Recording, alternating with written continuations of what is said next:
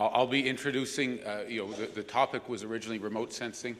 Now we're going to focus a little bit more on INSAR, which is a topic that was introduced, I think, by Steve Wolf earlier, and he showed some results. So I'll be working alongside or presenting alongside my colleague, John Leighton, and we'll focus mostly on some of the results we've had in some of the communities, identifying different tools. But we'll start with a little bit of introduction, very, very briefly in the technology, and more what we are talking about here is taking some of the tools that have been in the research realm for a number of years and moving them from research into what can be used operationally so people can make real decisions on this data. And that's quite a bit what our company's been about, taking research. We do a lot of R&D internally, but when we're out working with different groups, we're taking that and using it operationally so people can make decisions off data that we're able to generate. Our company, since our company was founded, we've been working in the north. We've really focused on radar applications. I won't go into great details with the radar satellites, although I'll introduce a few. But they have a lot of strengths up here in the north. You're not reliant on any energy source. If it's dark, if it's cloudy, we can still acquire data reliably, which helps a lot. When you're waiting for an image to get acquired, when there's not much sunshine and the light angle is very, very low, it's very, very frustrating. But with radar data, we can get very accurate data and measure movement. And that's what our company has been about. We know that the results and some of the work that we do, it's not a standalone solution that cures everything. We're really focused on integrating what we're able to generate in terms of where things are moving and what's moving and how much it's moving with people's data from the ground, from experience that people have, whether that's traditional experience or if people know specific features that we're looking at. It's integration of different sources to get better information in general and make better decisions. So just to introduce some of the potential with the technology, what we see here is the Lions Gate Bridge in Vancouver, if anyone's been there. And across this bridge, we were able to identify about 10,000 little targets. And each of those targets, we were able to measure down to a few millimeters on how it was moving.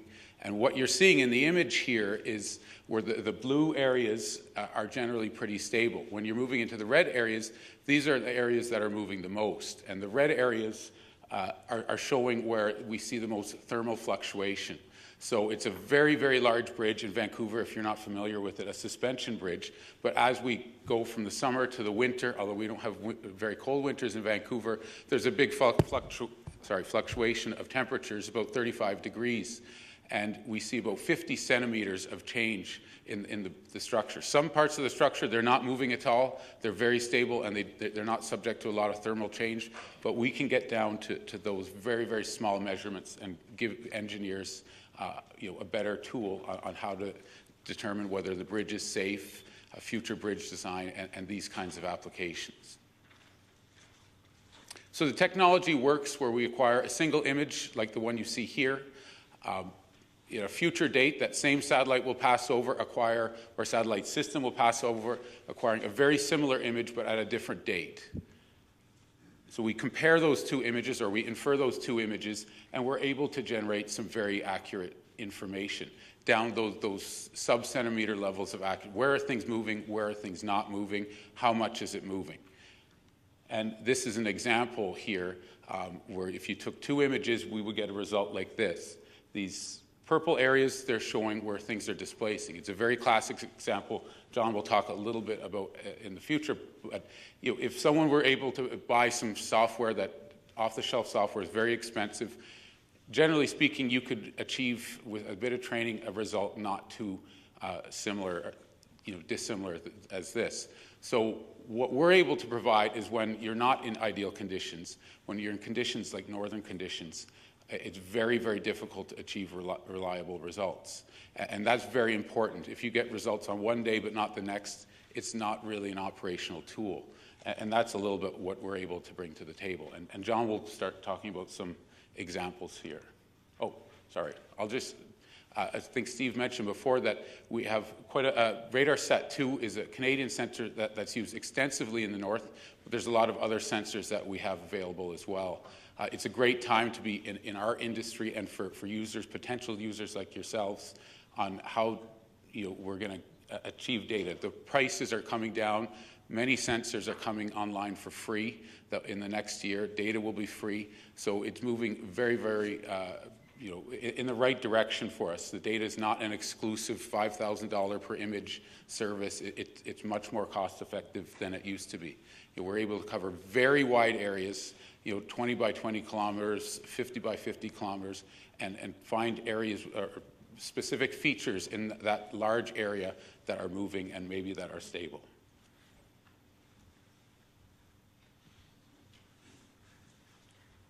Hi. I'm going to start, surprisingly, in the Basra oil field in Iraq. So this represents an area that is traditionally seen as suitable for INSAR. It's dry, it has low atmospheric noise generally, has no vegetation, it's beautiful, it's moving slowly over time. It's perfect for INSAR. In the Arctic, we are presented with probably the most challenging area you could wish for in terms of INSAR. Drastic seasonal change, which swamps or can swamp any motion signal that you're trying to measure. Lots of water that comes and goes, crazy atmosphere. Despite that, though, we are now measuring 19 communities over the Arctic, from the Yukon to Labrador, and 3VG have been quite successful in developing INSAR in this direction. And the reason we've been successful is by a huge effort to completely tailor the algorithms to suit INSAR in the Arctic, and to kind of throw away a lot of invalid assumptions that aren't valid up here. So what is it useful for? Well, INSAR can measure slow motion or ground motion slowly over time.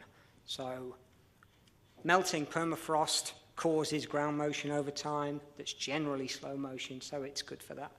And that affects buildings, transportation infrastructure, and geohazards. So they're the kind of three broad categories we're talking about. So I'm going to go through some examples of stuff we've done in the past. This is near the Eureka Station, Ellesmere Island. So the red area represents downward motion, which we've now interpreted as a landslide. So there is a layer of interpretation there. We can see the ground motion. We have to decide what it is. And quite often that means going on the ground and having a look, but not necessarily by us. So in this case, 3 centimeters. This is a typical kind of product you might see from us. So a color-coded layer over the top of some optical imagery. And again, similar sort of thing, near the Alaska Highway, 2 areas of motion on a steepish slope above the highway. So this kind of product might be used by road engineers to focus their time and effort into areas that need it. Iqaluit's been great to us. We've got a lot of data over Iqaluit, and it's beautiful data. It's an exciting area, and the airfield here first showed us lots of motion over the runway, and this was confirmed independently, or if you like, we confirmed independently, because we were quite surprised to see this. And then we met Anne-Marie LeBlanc, who's doing lots of work on the runway. He's going to present some stuff tomorrow, I believe. And it turns out that these problems are well understood, and Iqaluit runway is, I think, due for resurface before 2017, because they're basically going to start again. So Iqaluit, we've got something like 70 images over Iqaluit. And to deploy our kind of full brute force processing regime, we need at least 15. So 70 is well in excess of that. And that allows us, that gives us this statistical redundancy required for some of these advanced techniques. And we can pick out individual buildings, such as Government of Nunavut building here, which shows some quite serious ground motion issues and the discovery in, and this is quite a recent result. And you might typically get one of these layers every month, and they won't always be doing the same thing. We're not measuring linear motion, we're measuring motion that changes its rate over time. So the Iqaluit data sets were used to develop a lot of our advanced stuff. A lot of the assumptions I mentioned, for instance, the permanence of targets. So you might normally assume that something's going to reflect reliably over time, but in the Arctic that's hardly ever true.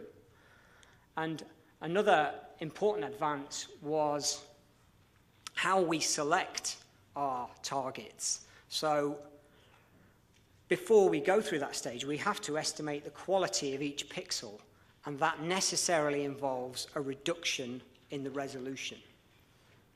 So here is you can't really probably tell what it is, but this here is a Iqaluit runway, and this is the CGS building close to the runway. And this is a traditional, what you call a boxcar quality image of the data. And we would have to then pick out these pixels and then work out what's moving. So we've gone on to improve that drastically, and you can now see that Iqaluit runway is well defined, and the building itself, we're now able to not just see whether that building is moving, but see whether it's tilting, see which direction it's tilting, and by how much it's tilting. Tuktoyaktuk is a fun data set. We've only got 10 images, but we're quite fortunate that all of those images are great quality. Despite it being by the sea, it doesn't seem to exhibit lots of water in the soil, so it reflects very well. And we see lots of interesting motion here about, and the big one here is this classic bullseye deformation zone, 50 meters wide and going upwards at the rate of a few centimeters a year. So there's no recorded pingo here, so we assume that we've maybe found a new pingo in the Tuk region. And the Tuk region is very famous for pingos, I understand. Another result from Tuk. So the two left-hand images represent two different snapshots in time from a result.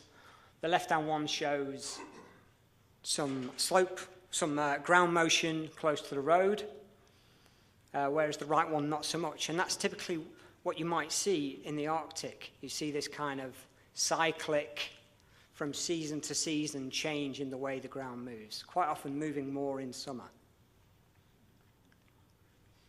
Cambridge Bay, Adrian was here in the summer doing some field work. So before he went, we did some INSAR processing and identified a few areas close to the road, just below the road there, that show some slope creep. And they look something like that. So that's the INSAR laid over the top there. And on the ground, visiting with permafrost experts. We ourselves aren't permafrost experts, so we partner with BGC Engineering, and they come with us on the ground, and we're able to sort of add some interpretation, and they say that ground like this is consistent with what we see. And then some customers, Bob Chappell, for instance, doesn't necessarily want to see INSAR directly on top of his map. He kind of wants a more interpreted product. So this is the kind of thing you might produce, a development suitability map, which shows where one might develop new buildings and where one maybe shouldn't. And this is the type of decision-making tool that we're trying to provide. And the same sort of thing in Kugluktuk. So as well as the interpreted layer, we've also got other GIS layers in there. So building polygons, maybe future planned polygons of buildings. So you can see where things lie. Thank you, that's it. Any questions?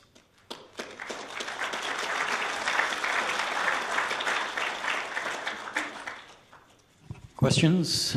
Anybody? Merrill, you have a question? No? All right. Boy, what a quiet crowd, I gotta say. Good. Oh, we got 2 questions. Great. All right. I am Michel Allard. It's a very technical question. Your image of Iqaluit Airport was showing Eve Plus, I think, at the intersection of taxiway Alpha and the runway. Was it a winter image? I believe we normally see that signal around about the spring images. Spring. So that's when we see the most heave. It's always heave, and yes, it's generally winter into spring. Okay.